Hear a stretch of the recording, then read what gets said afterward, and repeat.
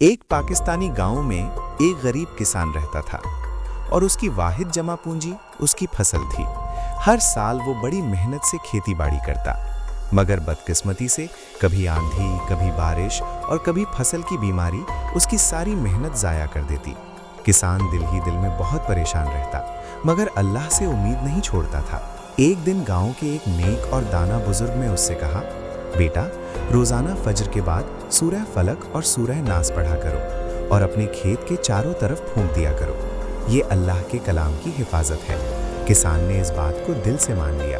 اس نے پورے یقین کے ساتھ روزانہ فجر کے بعد سورہ فلق اور سورہ ناس پڑھ کر اپنے کھیت کے گرد پھونک دینا شروع کر دیا۔ اس سال اللہ کا کرم ہوا، نہ آندھی آئی، نہ بارش نے نقصان کیا، نہ فصل میں کوئی بیماری لگی، بلکہ فصل پہلے سے کہیں زیادہ اچھی اور سرسبز ہو گئی۔ جب فصل پک کر تیار ہوئی تو پورا گاؤں حیران رہ گیا۔ اس سال اس کسان کی فصل کیسے بچ گئی؟ مگر کسان مسکرا کر دل ہی دل میں جانتا تھا کہ یہ سب اللہ کے کلام، یقین اور توکل کی برکت تھی۔ ویڈیو کو لائک کریں اور ہمارے چینل کو سبسکرائب ضرور کریں۔